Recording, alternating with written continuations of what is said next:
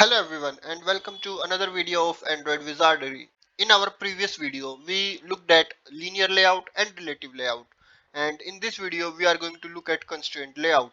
So what is constraint layout? Constraint layout is a flexible, powerful layout that allows you to position and size views based on constraints relative to other views or the parent layout. It helps to build complex layouts without deeply nested views, hence improving performance. This layout is widely used in all the applications. Let's get into our Android Studio and see how to align views in our constraint layout. So here we have our constraint layout and we have all the four views that we had in our previous video, and now we are going to see how to align these views in our constraint layout. So what we have to do here is, let's say I want to align this text view. I want to align this text view in the center. So what I have to do here is,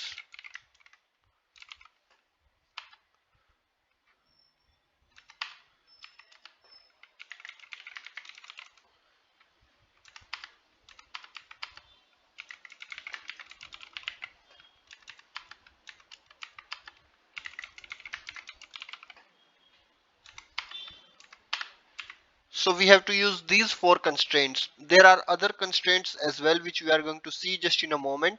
So what this is saying is constraint the end of this layout to the end of parent.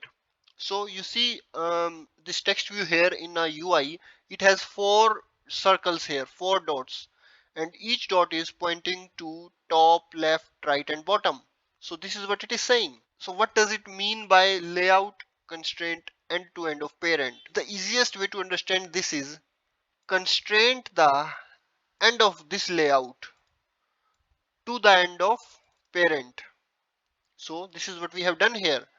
The end of this layout is constrained to end of parent, and it is similar for rest of the three.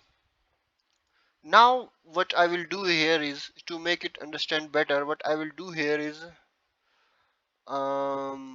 just remove this. What I will do here is I will align this button between hello world and top.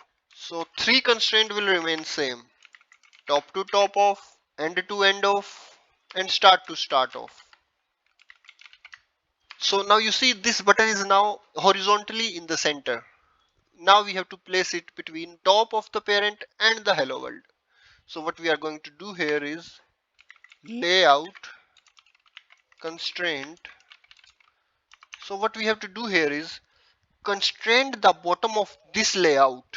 Constrain the bottom of this layout to the top of hello world. So to so here we have to give ID of our hello world, so which is text view 1. Now you see this is in the center.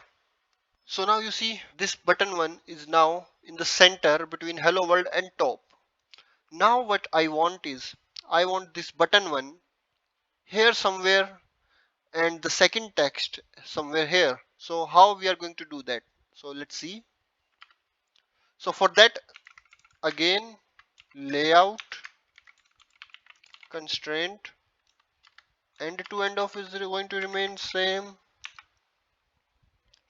Layout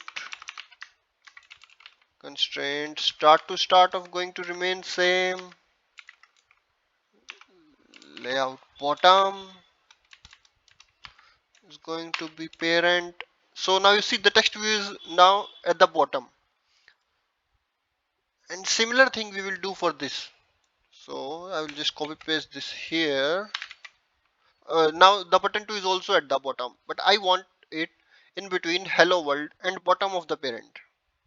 So for this button 1,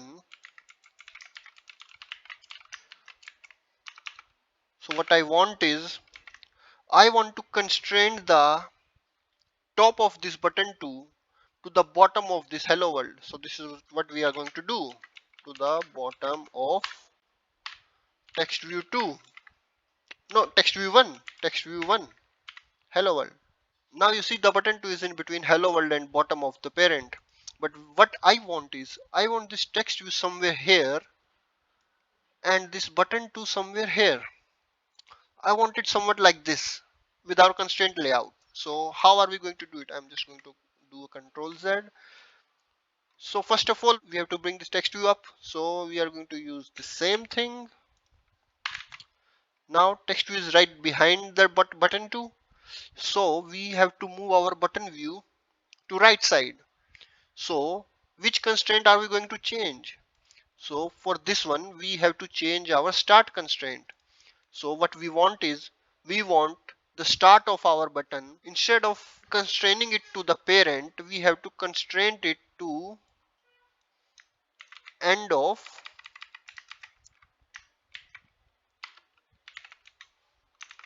text view 2.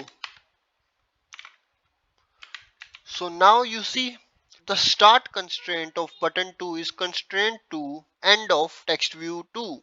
Now we have to do similar thing for our text view. For this we will change the end constraint.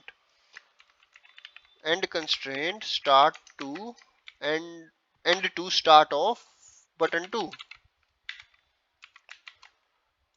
Now you see, this is what I wanted.